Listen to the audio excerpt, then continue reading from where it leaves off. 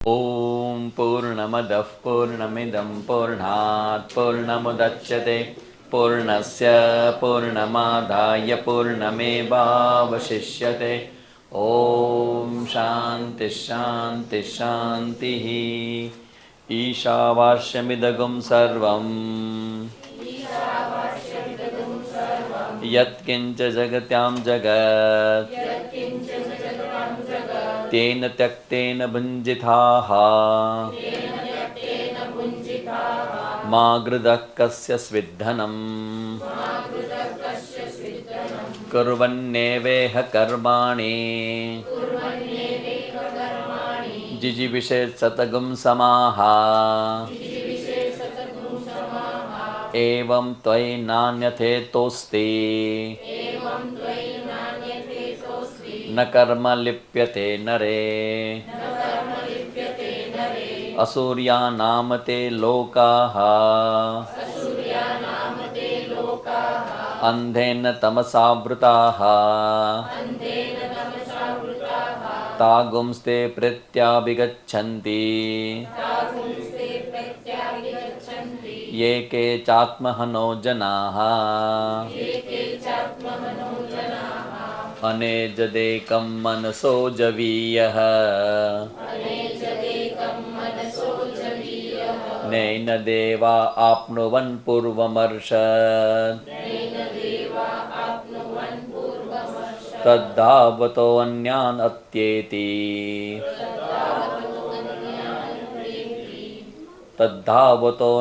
तद्धावतो अन्यान् अत्येति तिष्ठति तस्मिन् आपो मातरिश्वा ददाति।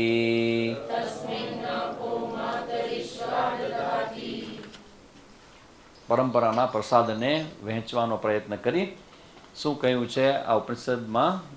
જ્યાં સુધી ઉપનિષદ એના મૂળ રૂપે મતલબ કે એના અમુક ટોપિકને ઇન્ટ્રોડ્યુસ નહીં કરીને ત્યાં સુધી ખબર નહીં પડે કે ઈશાવાસ્ય ઉપનિષદ સરળ છે કે ટફ છે.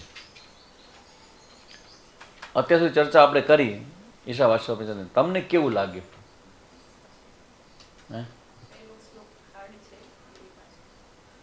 ईशावासिदुगुं सर्वं यत्किंच जगत्यां जगत तेन तक्तेन भुञ्जिताः मा गृधः कस्य स्विद्धनम्. કેવું લાગ્યું? સમજાયું છે? પછી બીજું નામ, બીજો શ્લોક કુર્વન્નેવેહ કર્માણિ જીજી વિશે સતગુમ સમાહ એમ ત્વયિ નાન્યથેસ્તોસ્તિ ન કર્મ લિપ્યતે નરે. કેવું લાગ્યું? ચલો બરાબર. એને પછીનો હવે પહેલા જે બે મંત્ર છે એ બે મંત્રમાં શેની ચર્ચા કરવામાં આવી? પહેલો મંત્ર જ્ઞાન માટે, બરાબર ને? એમાં આપણે શું ચર્ચા કરી હતી? આપણે જ્ઞાન માટેના મંત્રમાં કે જીવનનું લક્ષ્ય શું છે? આપણે જેનું લક્ષ્ય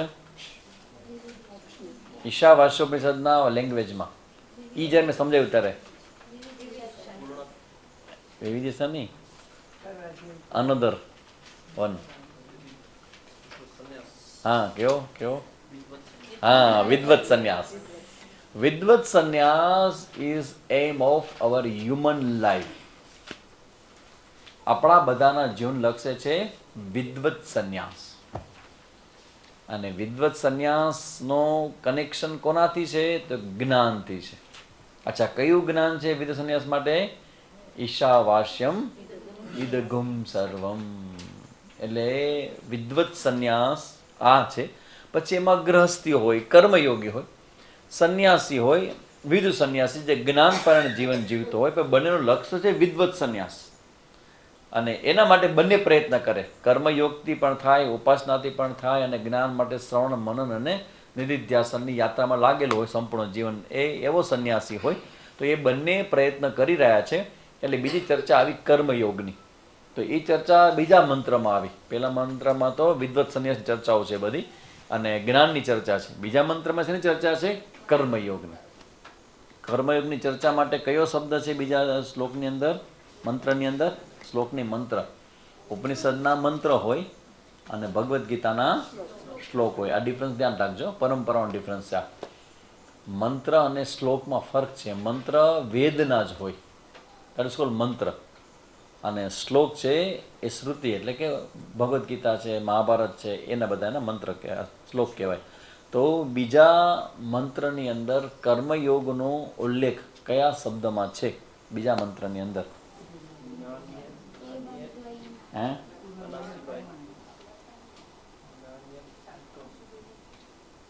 કર્મયોગ એક્ઝેક્ટ ખબર પડે કે આ શબ્દ, હા આ તો કર્મયોગની ચર્ચા છે. કયો શબ્દ છે બીજા મંત્રની અંદર કર્મયોગ બતાવતો? હે હા, ન કર્મ લિપ્યતે. કર્મ એને બંધનકારક રહેતું નથી. કોઈ દી બને કર્મ કરો ને કર્મનું બંધન ન થાય એવું થાય કોઈ દી? કાજરની કોટડીમાં જાઓ ને ડાઘ ન લાગે એમ તમને? પોસિબલ જ નથી. કર્મ કરો એટલે બંધન થાય. કર્મથી બંધન કેવી રીતે થાય? કર્મની આસક્તિ થાય, કર્મ ફળનો લોભ થાય, કર્મ ફળમાંથી ફ્રસ્ટ્રેશન આવે. આ બધું બંધનકારક છે. જો થઈ ગયું ઈચ્છા પ્રમાણે તો આસક્તિને લોભ વધશે, અને જો ન થયું તો હતોત્સાહ, નિરાશા, ભય અને સૌથી વધુ કમ્પ્લેન, ફરિયાદ જન્મશે. આ બધું કર્મનું બંધન. આ કર્મમાંથી બંધન ઊભું થયું. અને બીજું કર્મનો પ્રોબ્લેમ એ છે કે તમે જ્યારે કર્મ બહુ કરો અને નિયમિત રીતે તમે કર્મ કરો તો એ કર્મના સંસ્કાર પડી જાય. અને સંસ્કાર શું કરે? પણ તમારે બેસવું હોય ને ધ્યાન માટે, બેસવા નથી, ત્યાં જ લઈ જાય. સંસ્કાર, સારી વસ્તુના સંસ્કાર હંમેશા રાખવા એ બહુ જ સારું છે. મનને જીતવાનું બેસ્ટ એક રીઝન હોય ને, કારણ તમે મનને કેવી રીતે જીતી શકો? મનની અંદર એક વસ્તુ છે, મનને ટેવ પડી જાય છે. સારી ખરાબ કોઈ પણ, આ સારી કે ખરાબ એ બુદ્ધિ નક્કી કરે, મન નક્કી ન કરે. મનને શું નક્કી કરે? મને મજા આવે છે ને મને મજા આવતી નથી, આ મન નક્કી કરે. અને બીજું મન શું કરે કે રોજ રોજ જ્યારે તમે કંઈક કરો ને એટલે મનમાં એના સંસ્કારો પડે અને પછી ટેવમાં કન્વર્ટ થઈ જાય. બરાબર ને? સવારના શરૂ કરો હાલવાનું તો તકલીફ પડે, ઉઠવું પડે ને વિચાર આવે ને નબળા વિચાર તો ઘણા વખત પછી પણ આવે. ઓડ વિચાર, નબળા વિચાર, નથી જવું ને શું જરૂર છે ને શું, કોને ભગવાન મળી ગયો ને હાલનારા હાર્ટ એટેક નથી આવતા? હા, આવા વિચાર સવારના 5 વાગે આવે. હાલનારાને એટેક આવી જાય, હાલનારાની તકલીફ થઈ જાય. એવા બધાના કેટલા સ્વસ્થ જીવે છે હાલ્યા વગર. મુનિ જો ને કોઈ દી હાલે નહીં, આસનની બહાર ન નીકળે, પણ એના રિપોર્ટ બધા રિપોર્ટ નોર્મલ. તો એમ લાગે કે શું જરૂર છે હાલવાની? 5 વાગ્યા વિચાર આવે. આ મનનો સ્વભાવ છે. પણ તમે મનને જીતવા માટે શું કરો? તમે જે નક્કી કર્યું છે કર્યા કરો, કર્યા કરો, કર્યા કરો, કર્યા કરો, કર્યા કરો, એટલે એક દિવસ એની ટેવ પડી જશે. અને ટેવ પડશે એટલે શું થશે? તમે જેથી હાલશો નહીં ને તેથી મજા આવશે નહીં. ગમે તે રાતના ગમે તેટલા વાગ્યા સવારે હાલવું એટલે કેમ કે હાલવામાં હવે મજા આવે છે. આ કર્મની એક વ્યવસ્થા છે. તો કર્મને જીતવા માટે સૌથી પહેલાં શ્રેષ્ઠ સારા કર્મનો ટેવ પાડવી આપણે. પણ જ્યારે ઉપનિષદમાં અહીંયા આવીએ ને તો એ તો ઇન્સ્પાયર વાત થઈ, ઇન્સ્પાયરેશન થયું આપણે, કર્મ કરવું જોઈએ, શ્રેષ્ઠ કર્મ કરવું જોઈએ, રોજે રોજ કરવું જોઈએ, એ બધું બરાબર છે. પણ ઉપનિષદ શું કહે છે કે કર્મનો પ્રોબ્લેમ કેવો છે? કર્મથી બંધન ઊભું થશે, કર્મના સંસ્કાર થશે, કર્મમાંથી પાપ ને પુણ્ય ઉત્પન્ન થશે. તો શું થશે? પાપ ને પુણ્ય ઉત્પન્ન થશે તો પાપ અને પુણ્ય શું છે? પાપ એટલે અનકમ્ફર્ટેબલ સિચ્યુએશન અને પુણ્ય એટલે કમ્ફર્ટેબલ સિચ્યુએશન, કમ્ફર્ટ ઝોન. તો હવે કમ્ફર્ટ ઝોન માટે આપણે ગમે તેટલા પ્રયત્ન કરીએ, ખબર જ નહીં પડે કે બીજી ઘડીએ અનકમ્ફર્ટેબલ ઝોન તમારો શરૂ થાય છે. દશા બેટી શનિની કે રાહુની, તને ઉપાડ કરશે, બહાર નીકળો ત્યાં જ. કેમ તમે અહીંયા ગાડી રાખી? ઝઘડો, કાંઈ કારણ વગર. કોઈથી ઝઘડો, આજે ઝઘડો ગયો, દેટ્સ ઓલ કર્મ. આ કર્મમાંથી પાપ અને પુણ્યનો કદી આપણને ખબર જ ન પડે ક્યારે શું પ્રગટ થશે. એ બધું કર્મફળ દાતા હરિના હાથમાં છે, ભગવાનના હાથમાં છે. એટલે આ કર્મની જે વ્યવસ્થા છે ને એ વ્યવસ્થામાં ઘણું બધું છે. એની સારી બાજુઓ છે અને બંધન કરનારું પણ છે. હવે ઉપનિષદ એવું કહે છે, ન કર્મ લિપ્યતે નરે. કર્મ એવા વ્યક્તિને બંધન કરનારા નહીં રહે જે નિષ્કામ કર્મ કરશે તે. તો આ બીજા જે મંત્ર છે એની અંદર આખા કર્મની ચર્ચા ને કર્મયોગની ચર્ચા. અને આશીર્વાદ આપતા કહે કે ભાઈ 100 વર્ષ જીવવાની ઈચ્છા કરો તમે કર્મ કરતા. એ કર્મનો મતલબ છે નિષ્કામ કરો. આપણે શું વાત કરી હતી? કર્મ, સકામ કર્મ, નિષ્કામ કર્મ, અકર્મ. આખા જીવનનું કર્મનું રહસ્ય. તો હવે નિષ્કામ કર્મ સુધી પહોંચ્યા અને પછી ઉપનિષદ ક્યાં લઈ જશે? અકર્મમાં. અકર્મમાં એટલે અકર્મણી એટલે તમારી અંદર કર્તૃત્વ ડિસેપિયર થઈ જાય. ડિસેપિયર થાય એટલે કર્તૃત્વનું મિથ્યાત્વ સ્પષ્ટ થઈ જાય. કર્તૃત્વનું મિથ્યાત્વ સ્પષ્ટ થઈ જાય. આ મોક્ષ છે. મોક્ષનું બેઝ રૂટ છે ને એ આ છે. કર્મનું કર્તૃત્વ એ મિથ્યા છે. જગત મિથ્યાત્વ પછી કરશું આપણે. કર્તૃત્વ એટલે શું? આ મેં કર્યું, આ મેં કર્યું, આ મેં કર્યું. એમાં પ્રોબ્લેમ ખોટું શું છે? સત્ય સાચું જ છે ને. કોને ઉપાડ્યું? મેં ઉપાડ્યું. કોને મૂક્યું? મેં મૂક્યું. તો ઉપરથી મૂકવું હતું ને, પણ પડીએ તૂટી જાય ભાઈ, મારું છે. તમને આવા પ્રશ્ન આવે કે સમજ મૂકો ને ઉપરથી, ન મુકાય તૂટી જાય. કર્મ ઉપાડવું, મૂકવું એ મેં કર્યું. તો એમાં પ્રોબ્લેમ ખોટું શું છે? ખોટું એ છે કે જ્યારે તમે એમ કહો કે મેં કર્યું, આમાં ખોટું શું છે? ભલે ને આવે તો શું વાંધો છે?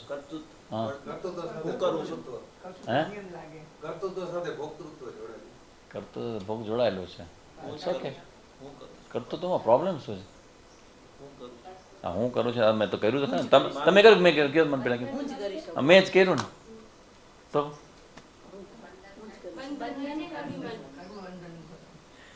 કર્તૃત્વનો પ્રોબ્લેમ શું છે? કર્તૃત્વ છે ને એનો પ્રોબ્લેમ એ છે કે એ સાચું નથી. આ સાચું નથી. આનો સૈદ્ધાંતિક પ્રોબ્લેમ છે.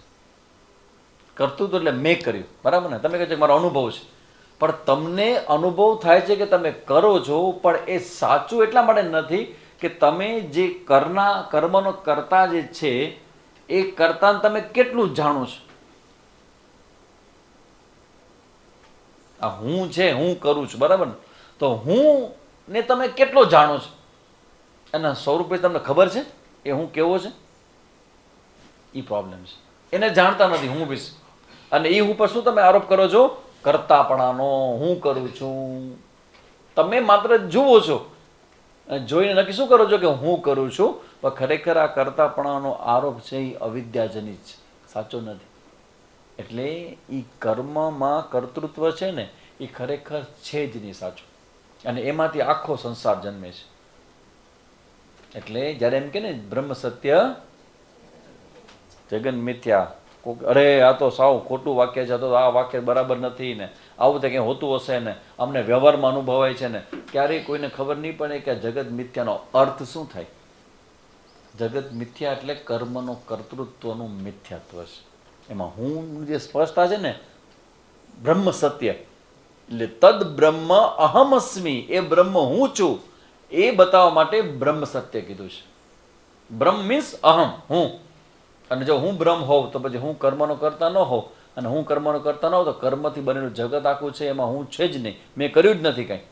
તો પછી જગત છે એ સત્ય નથી. એમ કહીને ચર્ચાઓ બધી લાંબી લાંબી ચાલે, પણ અહીંયા કર્મના સંદર્ભમાં અહીંયા બીજા મંત્રની અંદર કર્મયોગની ચર્ચા કરવામાં આવી. અને આ બે જ ટોપિક ઉપર આખું ઉપનિષદ છે. બહુ સીધું સાદું સિમ્પલ અત્યારે હાલી આપણી યાત્રા. હવે ત્રીજો જે મંત્ર છે, ત્રીજા મંત્ર ચર્ચા જે આપણે શરૂ કરી છે, એ ત્રીજા મંત્રની અંદર શું કરવામાં આવ્યું છે? તો હવે ત્રીજાથી લઈ અને 8મા સુધી કેટલા મંત્ર થાય? 6 મંત્ર. 6 મંત્ર શું કરશે? પેલા મંત્રને ડેવલપ કરશે. પેલો મંત્ર શેના વિશે છે? જ્ઞાન વિશે. તો આ ત્રીજો, ચોથો, 5મો, 6ઠો, 7મો અને 8મો આ મંત્ર શું કરશે? એ પેલા મંત્રમાં જે જ્ઞાનની ચર્ચા છે ને એને ડેવલપ કરશે, એને સમજાવશે. પછી 9 થી લઈને 18 સુધીના કેટલા મંત્ર થાય? 10. 9 થી 18 એ 10 મંત્રોની અંદર કર્મની ચર્ચા છે. બીજા મંત્રમાં જે કર્મયોગ છે ને એની ચર્ચા 9 થી લઈને 18 સુધીમાં એનું ડેવલપમેન્ટ છે. એટલે આખું ઉપનિષદ તમારા માટે હવે ક્લિયર થઈ ગયું. ઓહો, આવી રીતે છે. બે જ ચર્ચા, કર્મ અને જ્ઞાન, આની ચર્ચા મહત્તમ રૂપે અહીંયા કરવામાં આવી છે. તો હવે આપણે ત્રીજા મંત્રને અર્થ જોઈએ. ત્રીજો મંત્ર શેના છે? હવે ત્રીજો મંત્રનો બેઝ જે છે ને એ શેના માટે ત્રીજો મંત્ર છે? અથ ઇદાનીમ અવિદ્વાન નિંદાર્થે અયમ મંત્ર આરભ્યતે. ભગવાન ભાષ્યકારનું કનેક્શન આપે છે. હવે તમને જેમ જેમ ત્રીજામાંથી ચોથામાં આવશો ને ત્યારે તમને ખબર પડશે કે ઉપનિષદ શું કામ ટફ છે. હજી બધું સાદું સીધું સિમ્પલ એમ ને એમ પેલી બે અવરો ચાલે છે, પણ ત્રીજો મંત્ર હજી સિમ્પલ છે. પણ ચોથો મંત્ર આવશે ને ત્યારે એની ટફનેસનો વક્તાને પણ ખબર પડે અને શ્રોતાને તો વધારે ખબર પડે કે અરે આવો જ થાય, આમ કેમ થાય. એ તમને ચોથા મંત્ર ખબર પડશે કે આ ઉપનિષદ શું કામ ટફ છે. ઇવન ઘણા મારા આચાર્યો છે એનો કોર્સ બનાવે તેમાં લેતા નથી ઉપનિષદ ભણાવે. એમાં જે શબ્દો આપેલા છે એટલા બધા ટેકનિકલ છે અને એ ટેકનિકલ શબ્દને સમજવા માટે ભગવાન ભાષ્યકાર સિવાય કોઈ આરો નથી આપણો. આપહ એટલે શું થાય? આપહ પાણી, બરાબર ને? આ જ શબ્દ આવશે ચોથા મંત્રમાં, પણ એનો અર્થ પાણી નહીં થાય. ત્યાં ખબર પડે કે સ્વામી તેનો અર્થ આવું કેવું થાય? ભગવાન ભાષ્યકાર જેણે બધા જ ઉપનિષદોને જાણ્યા છે, જે બ્રહ્મસૂત્રને જાણે છે, જે ભગવદ્ ગીતાને જાણે છે, મહાભારત જાણે છે, એના માઇન્ડની અંદર આ શબ્દ આવે તો આ શબ્દના મંત્રને આગળનો મંત્ર પાછળનો મંત્ર બધું ધ્યાનમાં રાખી અને મંત્રમાં આવતા શબ્દને ક્વોલિફાઈડ કરશે, એનો અર્થ સમજાવશે. ત્યાં ખબર પડે કે ઓ આવો અર્થ થાય એનો. તો એ આપણે ચોથા મંત્રમાં જોશું. ત્રીજો મંત્ર છે અજ્ઞાનની નિંદા. જગતમાં કલ્પિત, કલ્પિત એટલે ગુનેગાર એક જ છે, અવિદ્યા.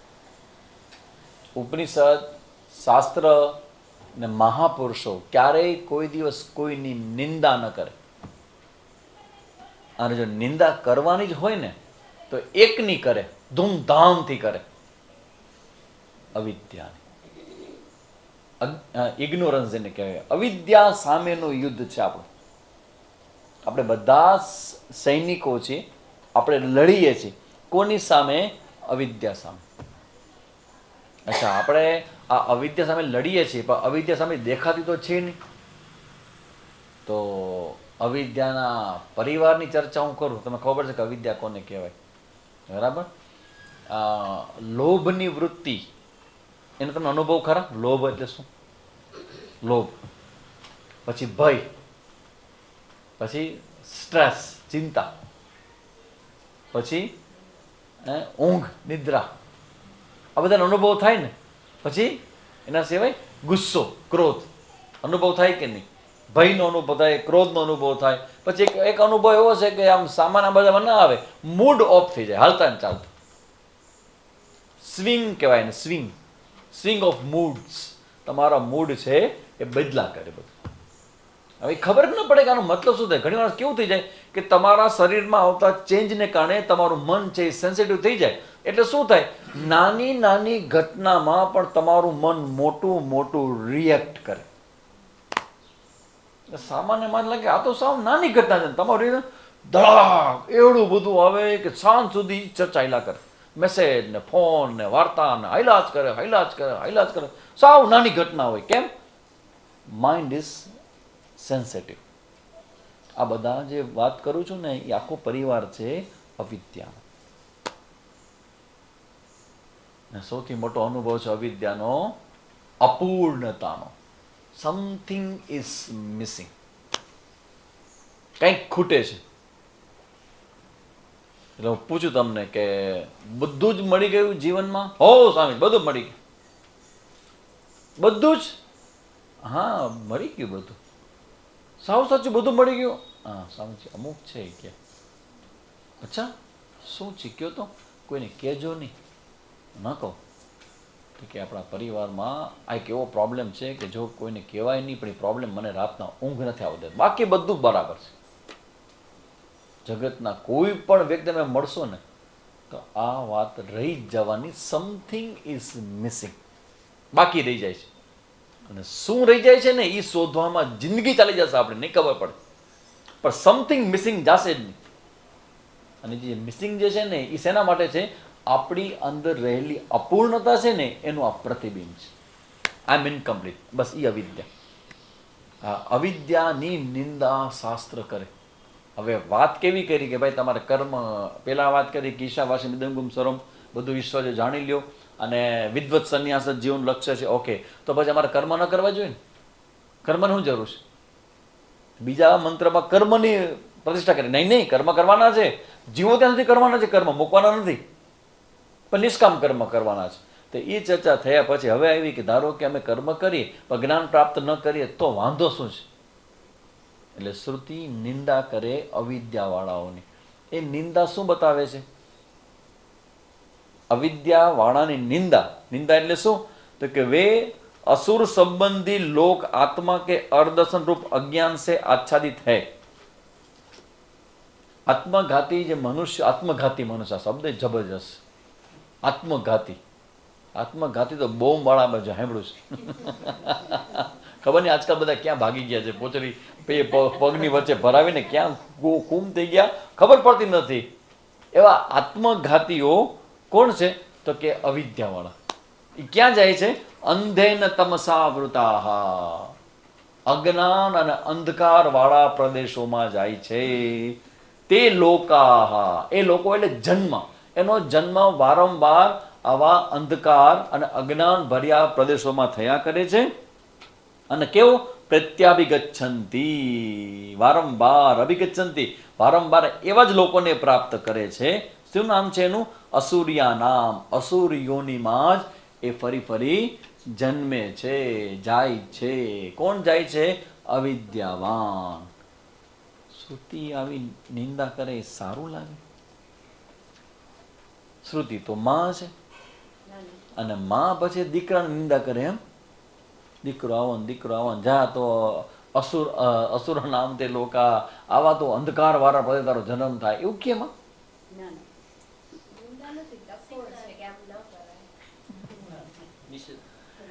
નિંદા કરી અને જ્ઞાન પ્રત્યેના છોકરાઓને ઇન્સ્પાયરેશન. નિંદા શું કામ કરે? કે આવું ન કરાય. અને નિંદા કોની? વ્યક્તિની નથી. શાસ્ત્રમાં વ્યક્તિની નિંદાની મનાય છે, પણ અજ્ઞાનની નિંદા તો બધાને છૂટ છે, કરવી જ જોઈએ.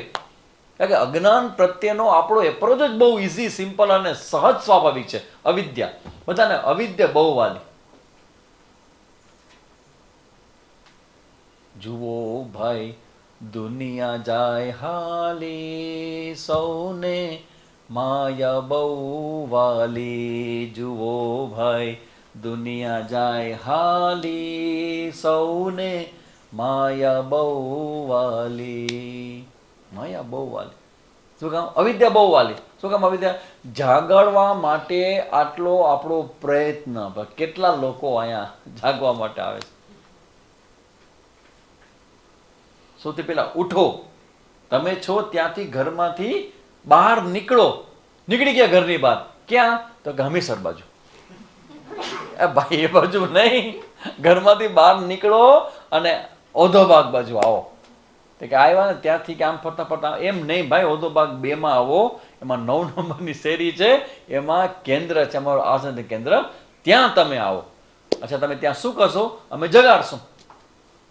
તો જાગ્યા નથી, ઉઠ્યા છો, હજી ઉઠ્યા છો, જાગ્યા નથી. ઉઠો પછી જાગો. જાગવાનો મતલબ છે આવા જે પોતાના સ્વરૂપમાં જાગેલા છે એવા ગુરુ પાસે જઈ અને એના સત્સંગનો લાભ લ્યો. આ અવિદ્યાવાન છે ને એને આ સમજાતું નથી. શું કામ? એને ગમે બહુ છે. તમને શું લાગે છે કે એ લોકોને શું આ બધું નહીં ગમતું હોય? મને કહો તો. આ સંસારની જે બધી પ્રતિષ્ઠા છે, માયા છે, જે સંસારમાં આટલી બધી સફળતાઓ છે, શું નહીં ગમતી હોય લોકોને? કેવી એટ્રેક્ટ કરે છે? આખું દુનિયા ભૂલી જાય એના માટે એવું એટ્રેક્ટ એને કરે. શું કામ? આટલું બધું આકર્ષણ એટલું બધું થાય છે, એની ખબર છે શું કામ થાય છે. પછી આકર્ષણ શેનું છે? અવિદ્યા. એટલે હવે શ્રુતિ આપણને સમજાવે છે કે આવા લોકો છે કે જે અવિદ્યાને દૂર કરવામાં લાગ્યા નથી અને જીવન જીવે છે. કેવું જીવે છે? ખાય પી અને ઇટ ડુ એન્ડ બી મેરી. ખાઓ પીને મોજ કરો. ઉપનિષદ કહે છે આવા જે અવિદ્યાવાન છે એ લોકો માટે હવે કહે છે આત્મહન જનાહા. આ શબ્દ બહુ થોડોક આમ ખટકે એવો છે. આ જો સિરિયસલી લ્યો ને તો આનો અર્થ બહુ જ ઓડ થાય એવો છે. આત્મહન જનાહા, આત્મઘાતી મનુષ્ય. જનાહા એ સામેજી બહુ સરસ કહે છે.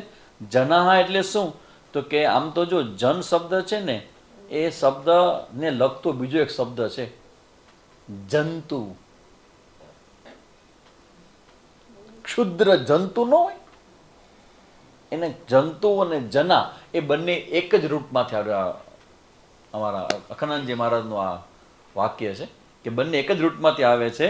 તો જંતુ કોને કહેવાય? જના કોને કહેવાય? પ્રાપ્ત શક્તિનો સદુપયોગ ન કરે એ પશુ પ્રાય જેવા થઈ જાય.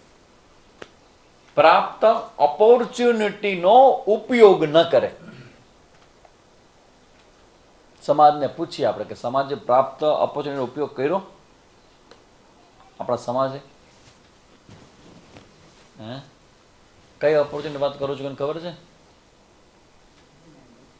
That was opportunity.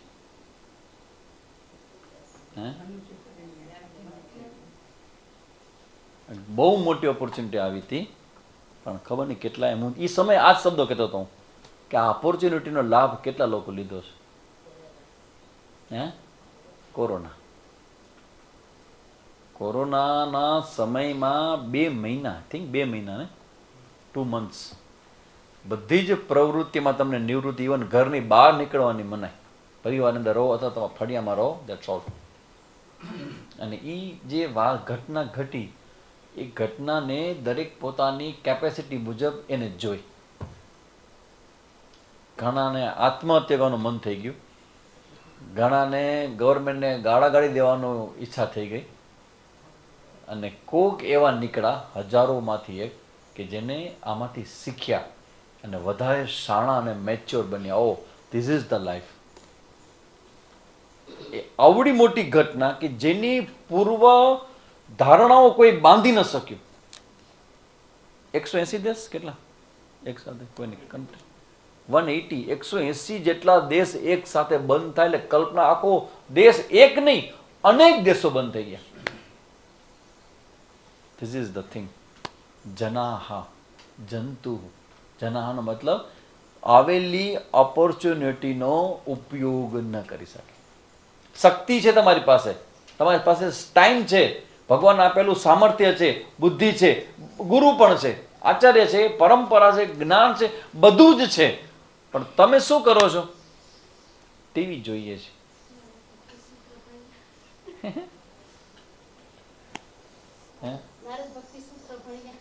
नारद भक्त सूत्र बढ़िया भाई भाई. हम लोगों ने महाराज जी यहाँ सत्संग किया था 2 महीने तक, हर रोज सिर्फ 2, महेश भाई एंड किरण बहन 2, और पूरा 2 महीना उन्होंने मुझे खिलाया फ्री में, एक भी दफा चार्ज नहीं लिया. क्यों? ये परिस्थिति ये समय જંતુ મતલબ જનાહા. જનાનો મતલબ છે કે તમને આપેલી ઓપોર્ચ્યુનિટી કે શક્તિ કે સામર્થ્ય તમે એનો ઉપયોગ ન કરો. લાસ્ટ ટાઈમ અમે તમને એક ડેફિનેશન કીધી ત્યાં, હવે યાદ આવશે કે લાસ્ટ ટાઈમ ક્લાસનો, કે આત્મહનો જનાહા, આત્મઘાતી લોક. એની વ્યાખ્યા મેં વાત કરી હતી કે આત્મઘાતી કોને કહેવાય?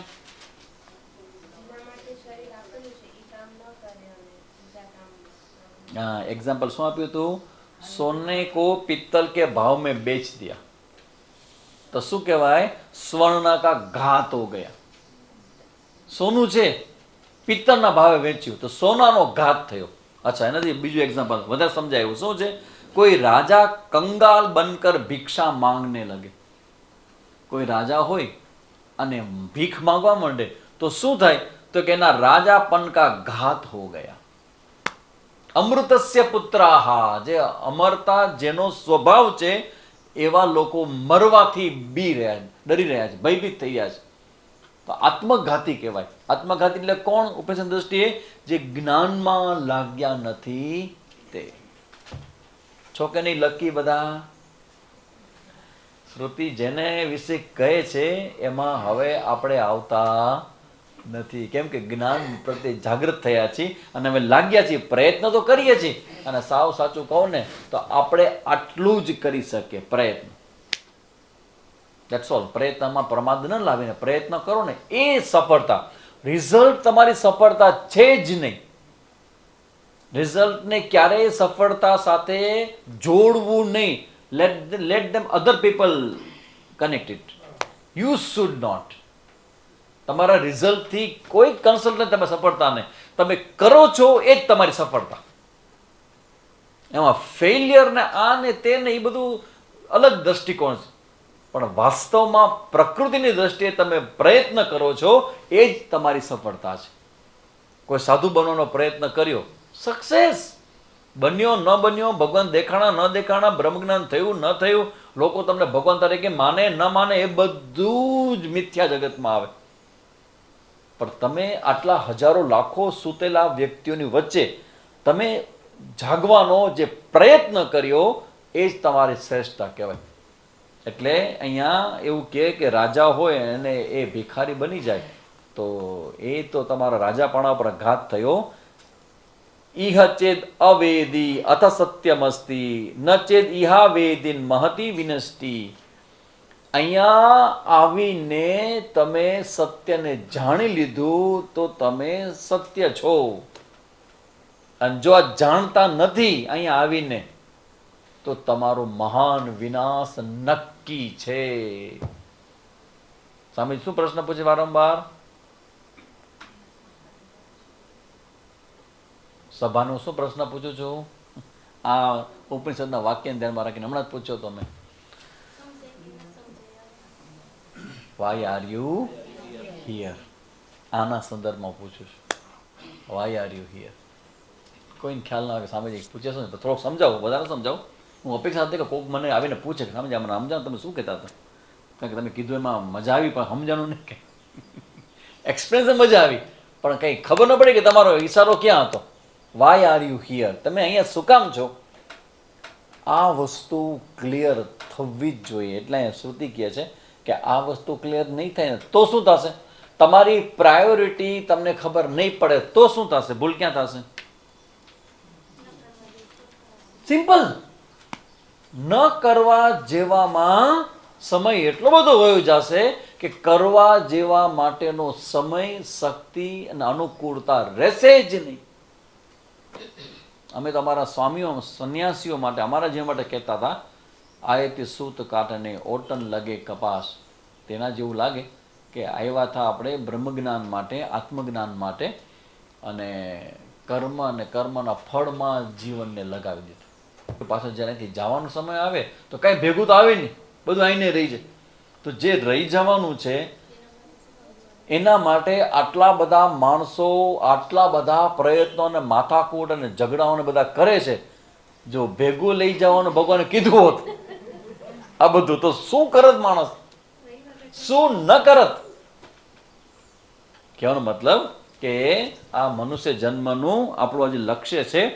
એના સંદર્ભમાં હજી એક સરસ મજાનો ઉપનિષદનો કોર્ટ છે. આ એટલા માટે છે કે આપણા જીવનમાં આપણને પ્રેરણા મળે કે નહીં નહીં આ પુરુષાર્થ છે જે સત્યનો પુરુષાર્થ, મોક્ષનો પુરુષાર્થ, એમાં પ્રમાદ છે ને ન આચાર્યને ગમે, ન શ્રુતિને ગમે, ન પરંપરાને ગમે, ન એવા સંત લોકોને ગમે, ગમે નહીં કોઈને.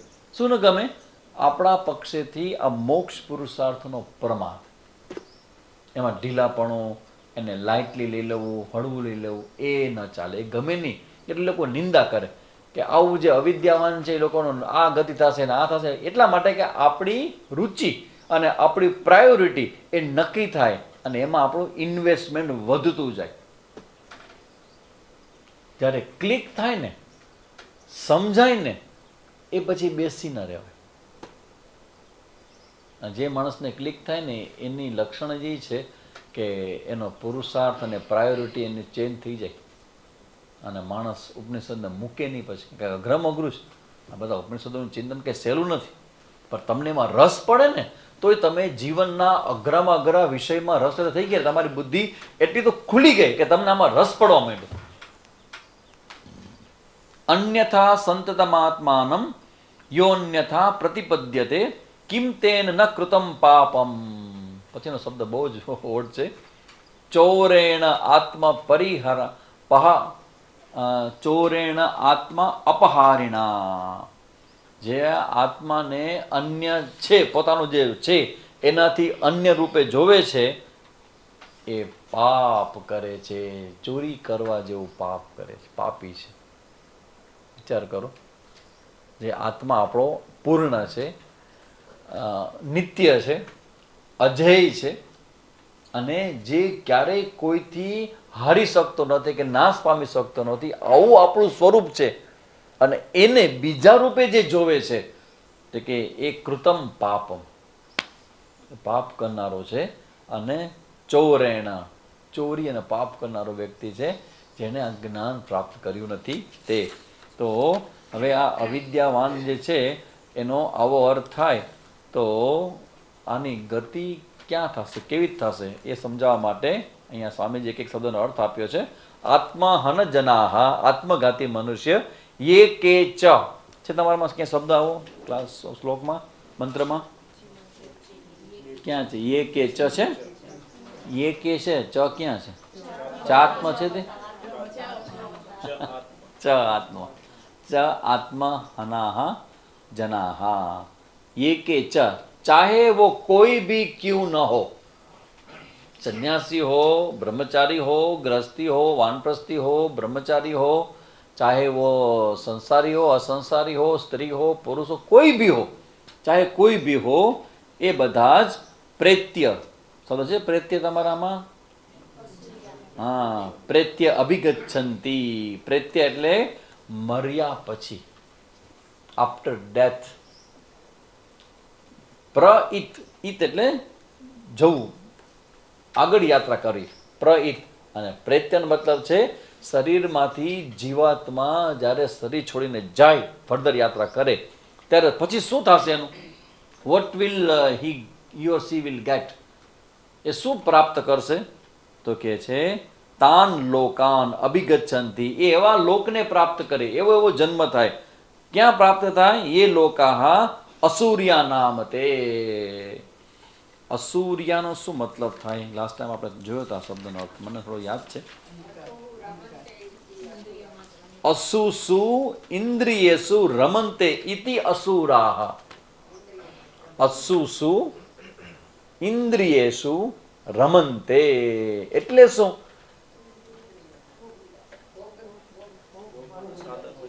તમારા જીવનનું કોઈ પણ તમારું કાર્ય, એમાં પહેલી ચર્ચા, પહેલો વિચાર એ આવશે કે આમાંથી મને શું ગમશે, હું આ કરીશ તો મને ગમશે કે નહીં. તો જ્ઞાનેન્દ્રિય છે આપણે, કર્મેન્દ્રિય છે.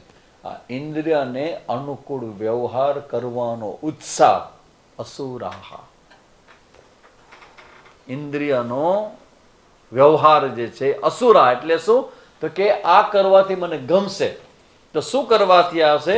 અસુ એટલે ઇન્દ્રિયોના વિષય ભોગમાં જે રમણ કરે છે એને અસુર કહેવાય. ઇન્દ્રિયોના ભોગોમાં. તો ભોગ પ્રત્યેનું આપણું લક્ષણ શું વર્તન વ્યવહાર હોવો જોઈએ? ભોગમાં આકર્ષણ શેનું છે આટલું બધું? સુખનું, સિમ્પલ. સુખાનુભૂતિ. સુખાનુભૂતિ ભોગમાં છે. એ ભોગનું સૌથી મોટું એટ્રેક્શન છે, આકર્ષણ છે. શું કામ આઈસ્ક્રીમ ખાવો જોઈએ? ધારો કે તમે આઈસ્ક્રીમ ઈચ્છા ન કરીએ, પણ કોઈ ઓફર કરે તો ઈચ્છા નથી થઈ તમને. પણ કોઈક ઓફર કરે, કોઈકના ઘરે ગયા હો, શું લેશો? ઠંડુ કે ગરમ? મનમાં તો કહેવાય તો નહીં. શું કહો? ના ના કાંઈ નહીં, અરે ના ના લેવું જ પડે, ના ના ના કાંઈ, જો હમણાં જમીને જ આવ્યા છે. એમ નહીં કે આઈસ્ક્રીમ ખાઈને આવ્યો છું, જમીને જ આવ્યા છે. તો કે હું જમવાનું કહેતી પણ નથી, તમારે ક્યાંક ઠંડુ ગરમ લેવું પડશે. ચા અને કોફી અત્યારે ગરમીમાં ફાવશે જ નહીં. ધીમે ધીમે ધીમે એને એવા ઝોનમાં લઈ જાઓ કે જે તમને જોઈ છે. ધીમેથી કહેશે આઈસ્ક્રીમ ખાશો ને, આ જગતમાં સુધી જગતમાં મારા અનુભવમાં મેં ક્યાંય જોયું નથી કે કોઈ વ્યક્તિએ આઈસ્ક્રીમની ઓફર કરી હોય ને બીજાએ રિજેક્ટ કરી હોય, એકમાત્ર મુનિને વાત કરતા. હું તો પાછળથી આવી ગયો છું. હવે આઈસ્ક્રીમની ઓફર કરો, એનું નામ લખી લેજો. તમારે ત્યાં કોઈ ઘરે આવે એમ કે મને આઈસ્ક્રીમ નહીં ફાવે, એનું નામ લખી લેજો. આ કોમન.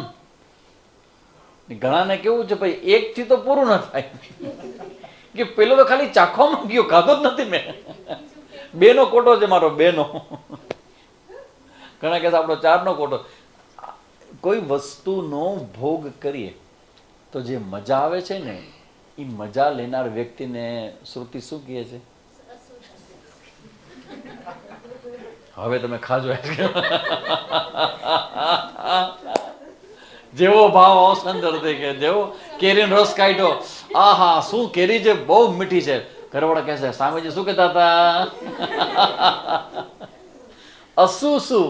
અત્યાર સુધી અમે અસુર એટલે મોટા સિંગડા વાળા સમજાતા સારું. હવે તો રેલો પગ નીચે આવી ગયો, બધા આવી ગયા ની અંદર. અસુ શું? ઇન્દ્રિય શું રમંતે. ઇન્દ્રિય ભોગમાં જીવનનું જે પોતાનું કેન્દ્ર માનીને બેઠા છે તે. બરાબર ને? આપણે જીવનમાં બધી કમાણીને બધું કરીએ છીએ શેના માટે? કે આપણા કમ્ફર્ટ ઝોન હંમેશા આપણે ઇન્દ્રિયમાં હોય. કર્મેન્દ્ર ને જ્ઞાનેન્દ્રિય. કર્મેન્દ્ર ને જ્ઞાનેન્દ્ર જ્યારે જેની જરૂર પડે ને ત્યારે મને લઈ શકવા માટે હું અવેલેબલ હોવો છું. એટલે આ શ્રુતિ એવું કહે છે કે જે રીતે આવી રીતે અજ્ઞાન કે અવિદ્યાને જે પોતાનું જીવનમાં આટલું બધું મહત્વ આપીને જીવતા હોય ને મેન્ટેન કરતા હોય, અવિદ્યા દૂર ન થવી જોઈએ ભાઈ. જરાય પોસાશે નહીં મને. કેવી દૂર થાય અવિદ્યા? અચ્છા, જ્ઞાન ક્યાં થાય? શાસ્ત્ર શ્રવણ ક્યાં કરવામાં આવે? હા, આશ્રમ ક્યાં આવ્યો? 9મી શેરી. ક્યારે આપવામાં આવે છે? આપણે જવું નથી ભાઈ, આપણે મેન નહીં પડે. કે સામેથી જ્ઞાનની બધી ચર્ચાઓ કરે ને આપણે એમાં મેન ન પડે ને બધી વૈરાગ્યની વાતો કરે ને એ આપણો વિષય નહીં. આવું કોણ કહે? અસુસુ રમંતે. કે અહીંયા તમે આવો, અહીં ચિંતન કરો ને તો તમારો જે સંસાર પ્રત્યેનો ફ્લો છે ને એની હવા કાઢી નાખવામાં આવે. કે ન કરાય, આવું ન કરાય. ના, આપણે કેવું છે કે ના ના એ તમે ભલે કેવું તમારા પછી આમ તો શું કે તમે તમારા માટે આવે. ઘણી વાર હું કહું જો હું કેવું શાંતિ રાખું છું, આટલા બધા લોકો વિરોધ કરે, હું કેવું પ્રેમથી વાત કરું છું. તમે તો કરો ને, તમે તો સંન્યાસી છો. એટલે તમે સંન્યાસી કહી શકો, અમે ગૃહસ્થી ન કરી શકીએ. અમે તો હ્યુમન બિંગ તો છે ને. હું એ હ્યુમન બિંગ છું, હું એ મનુષ્ય છું. મેં ડ્રેસ કોડ પહેર્યો છે, આ જીવનને સમર્પિત કર્યું છે. પણ એ કરવું જોઈએ. એટલે અહીંયા કહે છે અંધેન તમસા વૃતાહા, ઘોર અંધકારથી આચ્છાદિત પ્રદેશ. એટલે મતલબ એવો થાય, શંકરાચાર્ય ભગવાનનું એ યાદ કરો ભજ ગોવિંદમમાં. પુનરપી જનનમ પુનરપી મરણમ પુનરપી જનની જઠરે શયનમ ઇહ સંસારે ખલુ દુસ્તારે કૃપયા પારે પાહી મુરારે ભજ ગોવિંદમ ગોવિંદમ ભજ મૂઢમત. ગોવિંદનું ભજન કર. એટલે ગોવિંદ એટલે શાસ્ત્રનું ચિંતન કર. ગુરુ પાસે જા અને સદવિચાર અને વિવેકને જીવનમાં કેન્દ્ર સ્થાને લાવો. એટલે એટલા માટે કહે છે કે જો આ તમે નહીં કરો ને તો ફરી જન્મ. અચ્છા, આ બધું પૈતા પછી તમારે શું યાત્રા થાય કે આ બધું પૂરું થઈ ગયું તો શાસ્ત્ર શ્રવણ ન કરું, ગુરુ પાસે નિશ્ચય ન કરું તો મૃત્યુ થાય. અચ્છા, મૃત્યુ બધું છૂટી આવું બધું છૂટે પછી શું થશે? ફરી જન્મ થશે, ફરી માના ગર્ભમાં આવશો. પછી શરૂ ક્યાંથી કરશો? આગળ તમે આટલું બધું ઊભું કર્યું, બધું ભેગું કર્યું, એનું શું થયું? ત્યાંથી યાત્રા શરૂ. ફરી પાછા એ ફોર એપલ. કારણ કે હવે ગુજરાતી સાવ ગયું, ગુજરાતી મીડિયમમાં એ ફોર એપલ આવી ગયું. તો અહીંયાથી શરૂ કરશો. વળી પર નવું જ્ઞાન, વળી પાછું ઓહો મને તકલીફ મોટા મોટી આવે, 10માનું બોર્ડ દેખાયું, ફરીથી ટીચરનો માર યાદ આવે કે એ દીબી નાખશે, પરાક્રમ એવા કહી રહ્યા, બધું ફરી યાદ આવે કે આટલું બધું ફરીથી હોવ આખી ફિલ્મ ફરીથી. પછી બીજી વાર રિપીટ થઈ. એમાં પછી ગુરુના બધા મેદાનમાં બહુ ફોટા પાડાવ્યા ખાલી, બાકી જ્ઞાન બાન ન લીધું. ત્રીજો જન્મ થયો, પાછો પુનરપી જનનમ પુનરપી મરણમ. શું કામ? તો કે જીવનના કેન્દ્રમાં આપણી જે પ્રાણ એટલે અસુ એટલે પ્રાણા. પ્રાણનો મતલબ છે ઇન્દ્રિયો, અને ઇન્દ્રિયોના વિષયોમાં જ જીવન પસાર કરે છે. તો એવા લોકમાં અઘાયુરિન્દ્રિયા રામ, આ શબ્દ કોઈ ક્યાંય સાંભળ્યો હતો? અઘાયુઇન્દ્રિયા રામ મોગમ પાર્થ જીવતી. ભગવદ્ ગીતાના 3જા અધ્યાયના 16મા શ્લોકમાં છે અઘાયુઇન્દ્રિયા રામ મોગમ પાર્થ સ જીવતી. એટલે કે આ ઇન્દ્રિય રામ, રમણ કરું, ઇન્દ્રિયોના વિષયમાં જ રમણ કરનાર છે એ મોઘમ, અઘાયુ, એની બુદ્ધિ આવા જ પ્રદેશમાં ફરનારી છે, એ અવિદ્યારૂપી અંધકારના પ્રદેશોમાં જ જીવે છે. એટલે અવિદ્યાવાન. પછી શબ્દ છે અસૂર્યાહા નામતે અંધેન તમસા વૃતાહા, ઘોર અંધકારમાં ફસાઈ જાય છે અને એના જીવન જીવે છે. એટલે હવે આજે લોકાહ કર્મફલાની લોક્યંતે दृश्यन्ते भुज्यन्ते जन्मानि जिनमें कर्म फलों का लोकन दर्शन अर्थात भोग होता है वे जन्म अर्थात योनिया. जो બે વસ્તુ છે. લોકનો અર્થ શું થાય? એક અર્થ થાય કે 14 લોક. 14 લોક હે? નહીં, ખોટું. આ પૃથ્વી 6 ઉપર, 7 નીચે. સ્ટાર્ટ કરી નીચેથી ગણવાનું. અતલ, વિતલ, સુતલ, તલાતલ, રસાતલ, મહાતલ, પાતલ. નીચે અને ઉપર આપણા લોક નામ શું છે? ભૂહુ, ભુવઃ, સ્વઃ, મહઃ, જનઃ, તપઃ, સત્યમ. ટોટલ આપણા લોક કેટલા થયા? 14 લોક. 14 લોક છે ને લોકાન એક અર્થ એવો થાય તો ગતિ થાય તમારી, પણ મુક્તિ ન થાય. પુણ્ય કરો તો અપગ્રેડ ઉપર, અને પાપ કરો તો ડાઉન નીચે. તો ઉપર નીચે ઉપર નીચે ઉપર નીચે આ ગતિ જીવની થયા જ કરે છે. એક એ અર્થ થયો. બીજો લોક શબ્દનો અર્થ થાય તમારા પોતાના અનુભવો, અનુકૂળ પ્રતિકૂળ, આ બધા જે અનુભવો છે એને પણ લોક કહેવાય. અને એક લોક, આ અનુભવ જે લોકાન શબ્દ છે એનો આપણે ઉપયોગ કરીએ છીએ ક્યાં? આ શબ્દનો અર્થ આવો ક્યાં જોઈએ છીએ આપણે? મુંડક ઉપનિષદમાં પરીક્ષ લોકાન કર્મચિત્તાન નિર્વેદ બ્રાહ્મણો માયાત. એમાં જે લોકાન શબ્દ છે ને એ અનુભવાન છે. જ્યારે અહીંયા જે લોકાન શબ્દ છે ને એ યોનિમાં થતો જન્મ, આપણો જે જન્મ થાય ને એનો ઉલ્લેખ છે કે ભાઈ તમે જ્યારે અવિદ્યા સાથે જીવશો તો તમારી ગતિ, તમારો જન્મ આ લોકમાં થશે. એટલે લોક એટલે જન્મ, યોનિયા जिसको कहते हैं. કર્મ ફલત્વેન લોકેતિ લોકાહા. કર્મ ફળ જ્યાં ભોગવવામાં આવે એને લોક કહેવાય. એક છે ભોગ યોનિ અને એક છે કર્મ યોનિ. શું ફરક બંનેમાં? એક છે ભોગ યોનિ, જેમાં ભોગ જ કરવાનો આવે, કર્મ ના આવે. અને કર્મ જ્યાં કરવામાં આવે ત્યાં કર્મ પણ હોય ને ભોગ પણ હોય. એટલે દેવતાઓ પસંદ કરે કે અમે મનુષ્ય તરીકે અવતાર લઈએ. શું કામ? કારણ કે તમે ચેન્જ કરી શકો, નવું લાવી શકો. એટલે આપણો જે પૃથ્વી લોક છે એ બંને છે, ભોગ પણ છે અને કર્મ પણ છે. કર્મ અને ભોગનું કનેક્શન ખબર છે? ભોગ સાધ્ય છે, કર્મ સાધન છે. સાધન સાધ્યનો સંબંધ એટલે સંસાર, એટલે ભોગ થયા. તો ભગવાને જન્મ શેના માટે આપ્યો છે? કર્મની ભૂમિ એટલે આપણો ભૂલોક. એ તો સાધન નથી. ભગવાને જન્મ આપણે શેના માટે આ કર્મ લોકમાં? કે કર્મથી માત્ર ભોગ મળે એવું નથી. આ ભૂમિ ઉપર મનુષ્ય યોનિમાં તમને મોક્ષ પણ મળે. તો મોક્ષ અને કર્મ સાવ અલગ અલગ, ડિફરન્ટ, ટોટલી.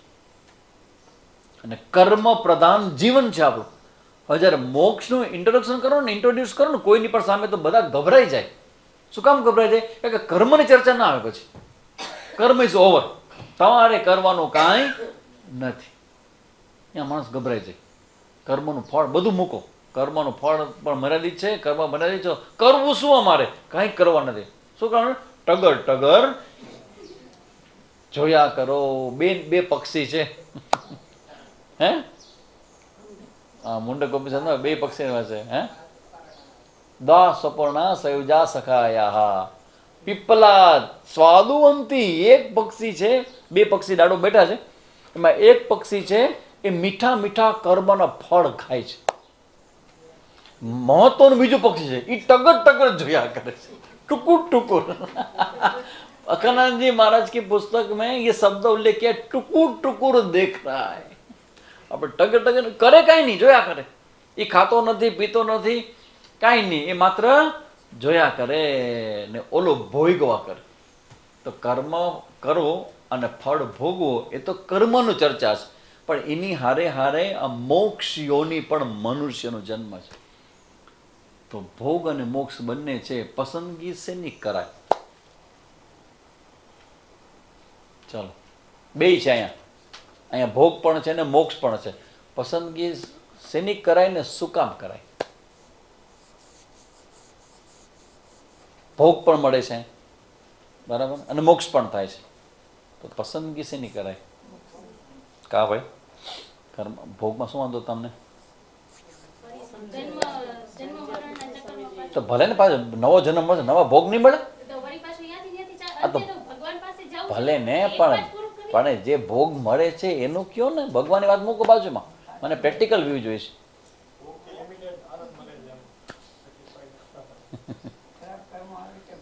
ભોગ છે ને એ કોઈ પણ યોનિમાં થઈ શકે. તમે ધારો કે સ્વર્ગમાં જાઓ તો તમારો મનુષ્ય આ શરીર તો હોય જ નહીં, પણ તમે બીજા જગ્યાએ જઈને પણ તમે ભોગ ભોગવી શકો, કર્મ ન કરી શકો. અહીંયા કેવું છે કે તમે અહીંયા મોક્ષ મેળવી શકો છો, એ મોક્ષ તમે સ્વર્ગમાં જઈને ન મળે, નેવર એવર. ને ભોગ છે ને એ બધી જગ્યાએ મળે, કોઈ પણ યોનિમાં જાઓ બધી જગ્યાએ ભોગ અવેલેબલ છે, એના લેવલના ભોગ છે. પણ છે ખરા આ પ્રાણીઓમાં ભોગ નથી? બધાને છે. તો ભોગ તો બધી જગ્યાએ થાય છે. તો આ જન્મના વિશેષતા શું છે? કર્મમાં પણ, કર્મ કરીને પણ જ્ઞાનની વિશેષતા છે, જે બીજા યોનિમાં શક્ય જ નથી. અહીંયા બે છે, ભોગ પણ છે અને જ્ઞાન પણ છે.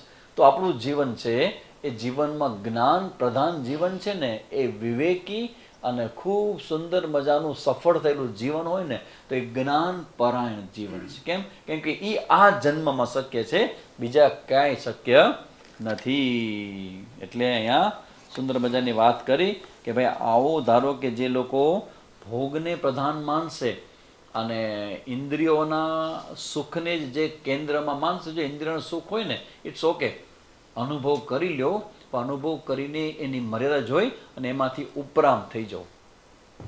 એટલે ખરેખર એવું કહેવાય કે ઉપનિષદનો અધિકારી કોણ છે?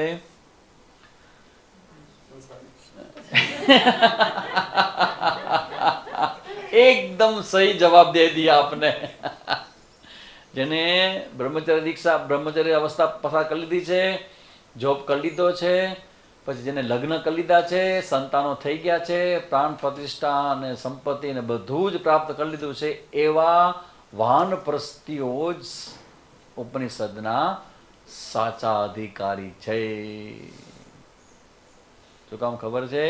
કેમ કે એમને સંસારની મર્યાદાનો અનુભવ છે, એને બરાબર ખબર છે કે સંસારની મર્યાદા શું છે. કારણ કે શરીરની એક લિમિટ હોય ને, 50-60નું શરીર થાય ને પછી ભોગમાંથી સહજ અને સ્વાભાવિક રીતે ઉપરામ થઈ જાય, ફ્લો અને ફોર્સ જે હોય ને એમાંથી છૂટી જાય લોકો. તો આ બધું સમજાય. તમારી અંદરની જે નીડ છે ને, નીડ, એ તમારું જે નીડ છે ને એ તમને આ સત્યને સમજવા માટે અવેલેબલ રાખે જ નહીં. કારણ કે તમને અહીંયા એમ કહેવા મળે કે આવું બધું સમજવા માટે શું કરવું પડે? તો કે વિવેક ને વૈરાગ્ય ને, વૈરાગ્ય સંસાર છોડવાની એ નહીં પોસાય. કારણ કે ભોગ તો મારા બાકી જ હજી. આઈ એમ ઇન ધ ક્યુ, હું ઊભો છું, લાઈનમાં ઊભો છું. તમે કહો ને છોડી દો, શું છોડીને વાત કરો છો? બસ જે સંસારના ભોગોને ભોગવી ચૂક્યો છે, સંસારની મર્યાદાને જાણી ચૂક્યો છે, અને જીવનમાં જેને હવે કંઈ મેળવવાનું બાકી નથી, એટલે આપણે ત્યાં એવું કહેવાય કે ઉપનિષદ છે ને એ સંન્યાસીઓ માટે જ છે. ટૂંક સંન્યાસ સંન્યાસીઓ માટે. કેમ? કેમ કે એને ક્યાંય પ્રાપ્ત કરવાનું નથી, એને કંઈ મેળવવાનું નથી, એને કંઈ છોડવાનું, બધું છોડી દીધું છે. હવે શેના માટે જીવન છે? એક જ વસ્તુ માટે, સંન્યાસીઓ માટે ઉપનિષદ છે. એટલે જો 4 આશ્રમ છે આપણા, બ્રહ્મચર્ય આશ્રમ, ગ્રહસ્થ અને વાનપ્રસ્થ, એ બધો સંસાર માટે છે. છેલ્લો આશ્રમ જે છે સંન્યાસ આશ્રમ અને વાનપ્રસ્થ બંને only for Upanishad. Mature person, પક્વ person, તો એ ઉપનિષદ માટે છે. તો સ્વામીજી જે લોકો હજી આ વાનપ્રસ્થી નથી બન્યા, તો એને પછી ઉપનિષદ સંભળાય કે ન સંભળાય? તમે કહો છો કે સંન્યાસીનો અધિકાર છે, શું કરવાનું? અમે તો હજી નવા છીએ, અમે તો હજી સંસારમાં પ્રવેશ કરવાના છે. જે પ્રવેશ કરી ચૂક્યા હોય, જો તમે એને અધિકારી માનતો તો અમારું શું? ચિંતા ન કરો, તમારી વ્યવસ્થા કરી રાખી છે. શું વ્યવસ્થા છે? સંન્યાસપણાની વૃત્તિથી શ્રવણ કરવા બેસવું. સંન્યાસપણાની વૃત્તિ જ્યારે શ્રવણ કરો, અમારે પહેલાં ચિન્મય મિશનમાં એવું હતું, હજી પણ થતું હશે, કે જ્યારે શિબિર હોય ને 10 દિવસની, ત્યારે સ્પેશિયલ ભગવા કલરના જબ્બા બધા સીવડાવી રાખે અને ઓવરકોટ પહેરાવી દે. સંન્યાસ્ય શ્રવણમ કુર્યાત એવું એક ઉપનિષદનું વાક્ય છે. સંન્યાસ્ય શ્રવણમ કુર્યાત, સંન્યાસી બનીને શ્રવણ કરો. ભલે તમે ગ્રસ્ત છે, બધું તમે વ્યવહાર છે, તમારો ભૂમિકા છે, બધું બરાબર છે, પણ જ્યારે સાંભળવા બેસો ને ત્યારે જનક વૃત્તિ ધારણ કરવી. જનક વૃત્તિ એટલે શું? યસ, મિથિલાયામ દય્યતી નમે કાંચન. મોબાઈલના અંતે ને બધું ઓફ. જગત માટે હવે હું અવેલેબલ નથી. સંન્યાસ પ્રતિ તો શેના માટે? સંપૂર્ણપણે સાંભળવા માટે. પછી ધારો કે પતે પછી ચિંતા ન કરો, પછી પાછો વ્યવહારના અંત એને ભલે રહ્યું, જ્યારે ચિંતા ન કરજો. એમ કહેતો કે તમે ચપ્પલમાં માયા બેસે છે, એ આ ખોટી વાત છે. તમને પ્રેરણા આપવા માટે કહી છીએ. બાકી શું તમે એમ માનો છો કે તમે અહીંયા આવો અને ખાલી હાથે જાઓ તમે પાછા, અને તમે પાછા એવા માણસો છો કે ખાલી હાથે જાઓ પાછા બીજા આવું ખરા? એમ પાછા ઓળખું તમને. જ્યાં કાંઈ ન મળે ને ત્યાં કદી ન જાઓ. તમને મળે છે, સમજાય છે, કમસે કમ એ સમજાય છે કે તમને સમજાતું શું સમજાતું નથી એ તો સમજાય છે ને. વાહ, ઘણાને એ ખબર પડે કે સમજાતું નથી. अरे बड़े भैया इसको समझाओ ना, ये मानता नहीं है. हाँ मैं समझ, मुझे क्या समझा वो तो मुझे समझा. શું સમજવાનું છે? આ મને સમજાતું નથી, એ પણ સમજાય તોય ઘણું થયું. ચાલુ તો થયું. ઈશા વાર્ષે વિદગુમ સરમ, કાનમાં પડ્યું તો ખરા. એટલે જ્યારે શ્રવણ કરવા બેસો ને ત્યારે આ સંન્યાસ વૃત્તિ બેસો ને તો પણ ચાલે. ઇટ્સ ઓકે, બરાબર ને? અચ્છા, ના ના સ્વામીજી એવું કહ્યું ને તમે કે જ્ઞાન થવા માટે તો ઓલું બધું જોઈએ ને, ઓલા 4 પ્રકારના સાધન ક્યાં હોય? वो 4 प्रकार के साधन कौन से सुनने के लिए? विवेक, वैराग्य, समाधि, सटक संपत्ति અને મોક્ષોત્તમ. કોની પાસે છે આ બધું? આઉટ હો, બધા રૂમની બહાર. હવે એક બુબે ના લે કઈ, હવે એક બુબે હશે. બધા પૈસા કાઢો તો મારી પાસે 10 રૂપિયા છે, મારી પાસે 15 રૂપિયા છે, એમ ના લે. ચલો ભાઈ, જેની પાસે હોય હાથ જો કરે. વિવેક, વૈરાગ્ય, સત્સંપત્તિ કોઈની પાસે છે ભાઈ? જો તો આને કયો આ ભાવ કહેવાય ને.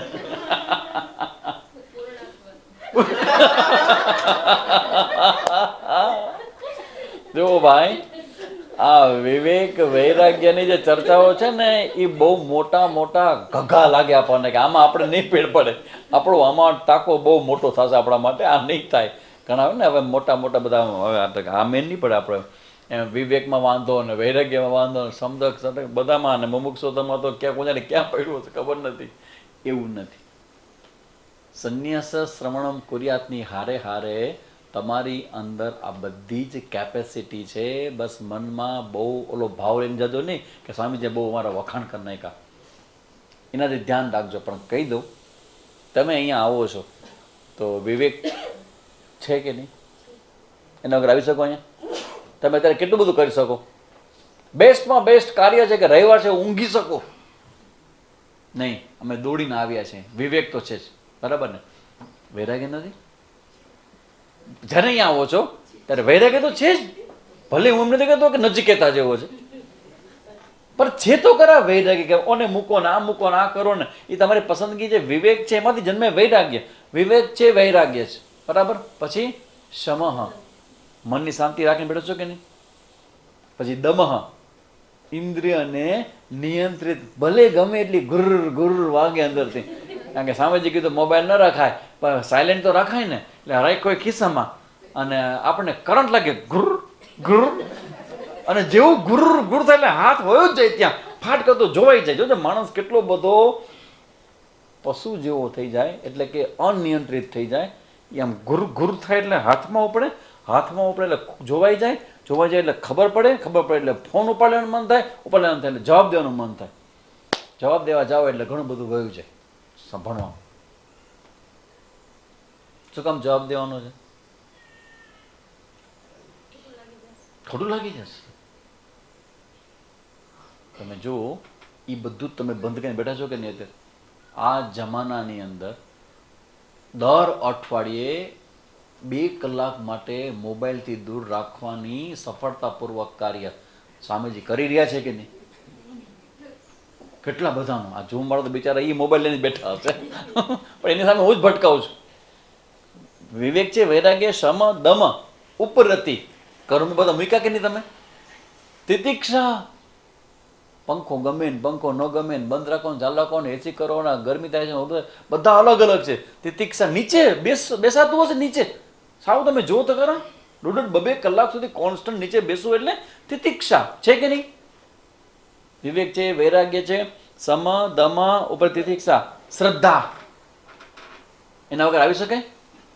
સમાધાન, કર્મમાંથી નિવૃત્તિ લઈ અને જે કંઈ કહો છો એમાં સંતોષ, સમાધાન છે તો કે છે ને. અને મુમુક્ષુતા, મોક્ષ મેળવવાની ભાવના છે કે નહીં? તો બધું તો છે તમારામાં, તો શું વાત કરો નથી? તો સામે તમે પહોંચી ગયા? નહીં, પહોંચ ગયે નહીં હો ભાઈ, પહોંચ નહીં ગયે, તમારી અંદર છે. હવે શું કરવાનું છે? આ જેટલું છે ને બસ એને ડેવલપ કરવાનો છે. That's all. અહીંથી આટલો, અહીંથી આટલો, અહીંથી આટલો, એક વસ્તુને ડેવલપ કરતા જાઓ. એક બે વસ્તુને ડેવલપ, જેટલું ફાવે એટલું નહીં, જેટલું સામર્થ્ય હોય ને એટલું ડેવલપ કરતા જાઓ. તો તમે જ્યારે શ્રવણ કરો છો, શ્રવણ કરતી વખતે આ સંન્યાસના ભાવથી શ્રવણ કરો ને તો પણ તમારો સંન્યાસ જ છે. એટલે એવું ન માનજો કે આ જ્ઞાનના આપણે અધિકારી નથી. તમે આ જ્ઞાન સાંભળવા માટે બેઠા અને પછી તમે આ પ્રોસેસમાં નિયમિત રૂપે આવતા થઈ ગયા. અધિકારીત્વ વગર આ એટ્રેક્શન ન થાય ને ન જ થાય. અધિકારીત્વ હોય તો જ થાય. અને બીજું તમને કહી દઉં, કોકને કહેવા માટે નહીં, પણ કર્મફળદાતા ઇતિ ઈશ્વર. આ ભગવાન જો કર્મફળદાતા હોય ને તો આ તમારું શ્રવણ પણ તમારા જીવનમાં કર્મ ફળ રૂપે આવ્યું છે. તો કંઈક તો તમારા જીવનનું કર્મ હોય જેને કારણે તમે મારી સામે બેસો છો, બેસી શકો છો. કેટલા લોકો છે કે જે લોકોને ઈચ્છા થાય છે કે અમે બેસીએ, પણ સમહાવ કોઈક એવું વિઘ્ન આવી જાય. ગમે છે બેસવું, બહુ ગમે, પણ વિઘ્ન એવું આવી જાય. કર્મ ફળદાતા તે ઈશ્વર. આ ઈશ્વરની, આ યુનિવર્સની અંદર એ કયો વ્યક્તિ કયા ક્લાસમાં જશે, કયા ક્લાસમાં કોઈને એન્ટ્રી મળશે, એ ભગવાનના ઓર્ડર હોય, જે નિયમો હોય એ નક્કી કરે. તો તમે આટલા વર્ષથી બેસો છો અહીંયા, એનો મતલબ એમ કે તમારા એકાઉન્ટમાં કોઈક એવા નિષ્કામ કર્મ, તમે કોઈ પણ નિમિત્તે આવ્યા છો સ્વામીજી પાસે, પણ આવી ગયા અને બેસતા થઈ ગયા, તો તમારા કર્મ એવા છે કે જે તમને અનુકૂળતા આપે છે. અધરવાઇઝ તમને પ્રતિકૂળતા આવે ને આવે. નિમિત્ત કોઈ પણ બનશે, કોઈ દિવસ નિમિત્તના હાથ ન પકડજો. પ્રકૃતિને જોજો, ઈશ્વર તમે જોજો. એટલે તમે અહીંયા બેઠા છો સાંભળવા માટે, યુ આર ચૂઝન. એકદમ સાચી વાત છે. તમે કીધું ને હમણાં, જેમ સ્વામીજી ગયા હતા ને 7,144 કરોડમાંથી 144 કરોડમાંથી 7,000ને બોલાવ્યા હતા. એમ તમે લોકો અહીં જે સાંભળવા બેઠા છો તો એ તમે પણ કેવા છો? ભગવાનની દ્રષ્ટિએ, ઈશ્વરની દ્રષ્ટિએ પસંદ કરેલા એવા શ્રેષ્ઠ જીવાત્માઓ છે કે જેના જીવનમાં મોક્ષ માટેની ઈચ્છા છે, થોડો ઘણો વિવેક છે, વૈરાગ્ય છે, બધું જ છે. ભગવાન પછી અલાવ કરે. તમે મારી સામે બેઠા હો કે ઝૂમમાં બેઠા હો, પણ તમે સાંભળો છો એનો મતલબ એમ કે યુ આર ચૂઝન, તમે પસંદ કરાયેલા છો. એટલે અહીંયા જે વાત કરી છે કે જે લોકો આત્મઘાતી હોય એની મરણોત્તર ગતિ ન થાય, પણ જે લોકો જ્ઞાન પરાયણ હોય એની ગતિ કેવી થાય? જ્ઞાનમાં લાગ્યા છો અને જ્ઞાન થયું નહીં તો એની ગતિ થાય? જ્ઞાનમાં લાગ્યા છો અને ગતિ ન થાય, મતલબ તમે મૃત્યુ થઈ ગયું, જ્ઞાનમાં બેઠા છો અને જ્ઞાન ન થયું અને સર છૂટી ગયો, શું કરવાનું? શું થશે?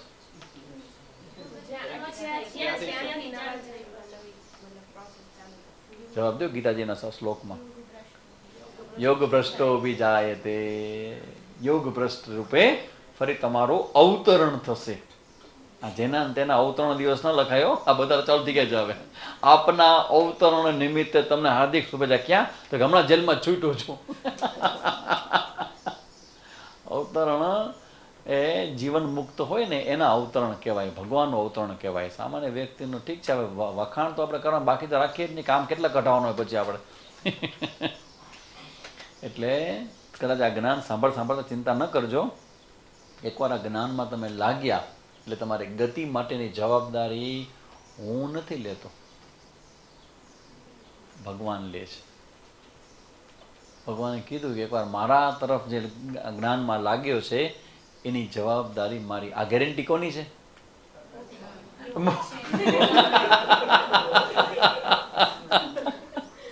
ગેરંટી તમે સમજો એટલે શબ્દો બોલ્યો, બહુ ચર્ચામાં આવે છે. ભગવાનની છે. યોગક્ષેમ વાહમ્યમ નથી. યોગ ભ્રષ્ટો વિજાયતે યોગિનામેવ કુલે ભવતી ધીમતામ. ભગવાન કે ડોન્ટ વરી, તમે લાગો મારા કામે અને સાવ બરાબર સમજીને જજો. જ્ઞાન ન થાય તો ચિંતા ન કરજો, કારણ કે જ્ઞાન થવું તમારા હાથમાં નથી. અને જે વસ્તુ તમારા હાથમાં ન હોય ને એની બહુ ચિંતા ન કરવી, છોડી દો. તો શું કરો? મારે પ્રયત્ન કરો, દેટ્સ ઓલ. પ્રયત્ન કરો, એની મજા માણો, મારે પ્રયત્ન નહીં. જ્ઞાન થાય ન થાય, શું કે કચ્છમાં આવ્યો, મારે આટલું કામ કરવું છે, આ બધું કરવું છે ને આટલા લોકોને સમજાવવા છે નહીં, બધું બરાબર છે, શું થયું એ ચિંતા હું શું કામ કરું? મારાથી થાય એટલું કરું છું અને જે થાય છે એનો આનંદ માણું છું, દેટ્સ ઓલ. આ માનસિકતાને કહેવાય ભક્ત કે નિષ્કામ ભક્તિ. પ્રયત્ન કરો અને મહેનત કરો, બસ આટલા, આગળ વધજો નહીં. રિઝલ્ટ છે એ આપશે, એ જવાબદાર છે. અને એ એવા અસ્તિત્વ છે કે જે બધી જગ્યાએ છે અને તમારા બધા ફોટા પાડે છે. એને શું કહેવાય? આપણે ક્યાં કહેતા હતા? ઓલા ચિત્ર, ગુપ્ત ચિત્ર. ચિત્રગુપ્ત કે ગુપ્ત ચિત્ર? ખબર પડી સિક્રેટ આ વાતનું? ચિત્રગુપ્ત નહીં, એ ગુપ્ત ચિત્ર.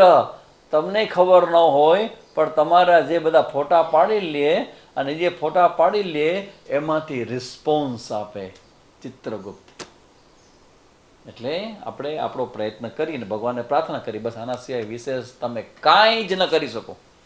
તો કે આટલા બધા લોકોએ પ્રાપ્ત કર્યું છે ને, પૂછો એક એકને જેને પ્રાપ્ત કર્યું, કઈ રીતે કર્યું છે પ્રાપ્ત? જેટલાએ પ્રાપ્ત ને પૂછ્યું તમે કઈ રીતે પ્રાપ્ત, બિચારા એટલું બોલશે કૃપાથી થયું ભાઈ, ગુરુમાનની કૃપા થઈ, ભગવાનની કૃપા થઈ. સાચું ઈ જ છે. આપણે એમ લાગે છે કે આ બધું પ્રયત્ન પ્રયત્ન પ્રયત્ન, પણ પ્રયત્નની મજા એને માણી છે, પણ પ્રયત્નથી રિઝલ્ટ આ સમયે આવી રીતે આટલું આવશે એ નક્કી ન કરી શકે. એ ઈશ્વરીય નિયમો હોય એ નક્કી કરે. તો કેવા રિલેક્સ થઈ ગયા આપણે? પછી આવતા રવિવાર આવશો ને બધા? થઈ ગયું એમ ના માનજો કે ઓ સ્વામીજી તમે કહી દો કે અમારામાં બધું છે, સ્વતંત્ર સંપત્તિ છે, જ્ઞાન તો હવે થઈ જ ગયું છે, ઈશાવાસ્યમ પતી ગયું. હો કડો કડ નોલેજ તો જો તમારું કેવું પાકું છે ભાઈ. તથાસ્તુ. પ્રયત્ન કરો ને પ્રયત્નમાં સફળ થાઓ, એ જ ભાવના સાથે આજનો સત્સંગ અહીંયા આપણે વિરામ લે છે. ફરી પાછા નેક્સ્ટ સન્ડેના ફરી મળશું. પછી એક બે જાહેરાત છે, પછી આપણે પ્રસાદ લઈને, બેનો જન્મદિવસ છે આજે, તો પ્રસાદ લઈને આપણે છૂટા પડશું. ઓમ પૂર્ણમદ પૂર્ણમિદમ પૂર્ણાત પૂર્ણમુદચ્યતે પૂર્ણસ્ય પૂર્ણમાદાય પૂર્ણમેવાવશિષ્યતે. ઓમ શાંતિ શાંતિ શાંતિ. હરિ ઓમ શ્રી ગુરુભ્યો નમઃ હરિ ઓમ